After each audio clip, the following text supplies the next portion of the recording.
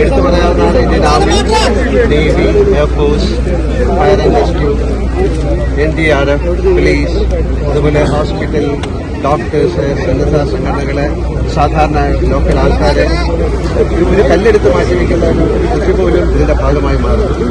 അപ്പൊ എന്റെ കാര്യം പറഞ്ഞാൽ ഇവിടെ ആദ്യം എത്തിയത് ഞാനും കൂടെ ഉൾപ്പെടുന്ന 122 ഇൻഫൻട്രി ബറ്റാലിയനാണ്, CMSR. അവരിവിടെ വളരെ എല്ലാവരും അവരാണ് ആദ്യം ഇവിടെ എത്തിയത്. അവർ ഞങ്ങളുടെ 40 പേര് വളരെയധികം പരിശ്രമങ്ങൾ നടത്തി ഒരുപാട് പേര് ചെയ്യാൻ സാധിച്ചു. കഴിഞ്ഞ 16 വർഷമായിട്ട് ഞാൻ ആ ബറ്റാലിയനിലാണുള്ളത്. അവരുമായിട്ട് ഒരുപാട് പരിചയവും ഒരുപാട് സ്നേഹവും ഒരുപാട് ഇന്ററാക്ഷൻസ് ഉള്ള ഒരാളാണ്. തീർച്ചയായിട്ടും അവർക്ക് മാത്രമല്ല ഇവിടെ വന്നിരിക്കുന്ന വേറെ പല യൂണിറ്റുകളുണ്ട്. അവർക്കൊക്കെ ഒരു പ്രചോദനമാകാൻ, അവർക്ക് നന്ദി പറയാൻ, മനസ്സുകൊണ്ട് അവരെ നമസ്കരിക്കാനായിട്ടാണ് ഞാൻ. തീർച്ചയായിട്ടും നമുക്ക് എല്ലാവർക്കും ചേർന്ന് ഇതിനെതിരെ വളരെ ശക്തമായിട്ട് നീങ്ങണം. ഇത്തരം പ്രകൃതി ദുരന്തങ്ങൾ ഉണ്ടാകാതിരിക്കാൻ നമുക്ക് എല്ലാവർക്കും ചേർന്ന് തീരുമാനമെടുക്കണം. ഒരിക്കൽ കൂടി ഇതിന്റെ പുറകിൽ പ്രവർത്തിച്ച എല്ലാവർക്കും. ഈ ബ്രിഡ്ജ് ഉണ്ടാക്കിയത് തന്നെ ഒരു വലിയ അത്ഭുതമാണ്. ഈ ബ്രിഡ്ജില്ലായിരുന്നെങ്കിൽ ആർക്കും മുകളിലേക്ക് താഴേക്ക് പോകാൻ പറ്റും. അതൊക്കെ ഏറ്റവും പെട്ടെന്ന് ഇതിന് ഒരു ഈശ്വരന്റെ സഹായം കൂടി ഇതിന്റെ പുറകിലുണ്ട്. ഒരുപാട് പേര് ഇനി കണ്ടെത്തേണ്ടതുണ്ട്. നമുക്ക് പ്രതീക്ഷിക്കാം അവരത് കണ്ടെത്താൻ സാധിക്കുന്നത്. അതിലുപരി എനിക്ക് പറയാനുള്ളത്, ഞാനുമായിട്ട് അസോസിയേറ്റ് ചെയ്യുന്ന ഞങ്ങളുടെ ഒരു ഫൗണ്ടേഷനുണ്ട്, വിശ്വശാന്തി ഫൗണ്ടേഷനാണ്. ഞാനത് ഇവിടുത്തെ പുനരധിവാസത്തിന് അല്ലെങ്കിൽ ഒരു റീഹാബിലിറ്റേഷന് വേണ്ടിയിട്ട് ഇപ്പം നമ്മളൊരു 3 കോടി രൂപയാണ് കൊടുക്കാൻ തയ്യാറാകുന്നത്. തീർച്ചയായിട്ടും അത് കഴിഞ്ഞിട്ട് പിന്നെ അതിന്റെ സ്ഥിതിഗതികൾ നിരീക്ഷിച്ചതിന് ശേഷം വീണ്ടും ഇവർക്ക് എന്തെങ്കിലും പണത്തിന്റെ കാര്യങ്ങൾ ആവശ്യമുണ്ടെങ്കിൽ വിശ്വശാന്തി ഫൗണ്ടേഷൻ വീണ്ടും പണം കൊടുക്കുന്നതാണ്.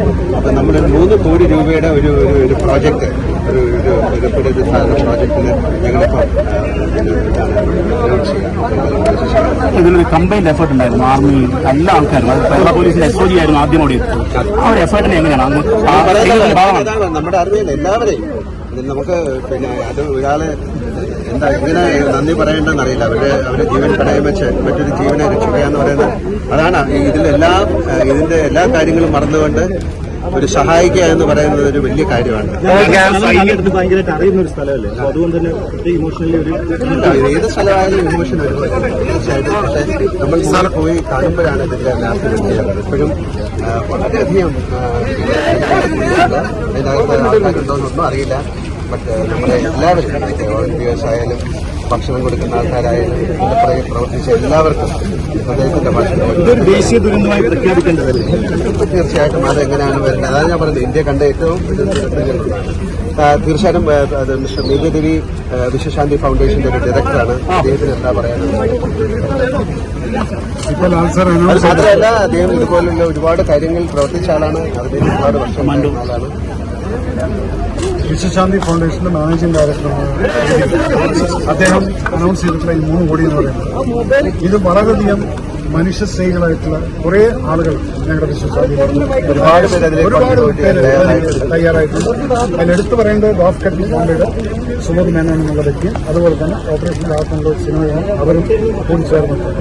അപ്പൊ ലാലേട്ടിന്റെ ഇപ്പോൾ ഒരു കാര്യം പറയാൻ ലാലേട്ടൻ പറയാത്തത് നമ്മളിവിടുന്ന് ചോദിച്ചു, ഇവിടെ അറിയുന്ന സ്ഥലമല്ല. ഇപ്പൊ അവിടെ നോക്കിക്കൊണ്ടിരിക്കുന്ന സമയത്ത് ആ മുണ്ടക്കൈയില് സ്കൂൾ കണ്ടപ്പോൾ എന്നെ നോക്കിയിട്ടൊന്ന് കണ്ണു പറയുന്നു. അതുകൊണ്ട് വിശ്വശാന്തി ഫൗണ്ടേഷന്റെ മാനേജിംഗ് ഡയറക്ടർ അദ്ദേഹത്തോട് ചോദിക്കാതെ ആ സ്കൂൾ, ആ LP സ്കൂൾ റീജനറേറ്റ് ചെയ്ത് റീബിൽഡ് കൊടുക്കുന്നതും കൂടെ വിശ്വശാന്തി ഏറ്റെടുക്കുക. എനിക്ക് സ്ഥലം അറിയാൻ ഞാൻ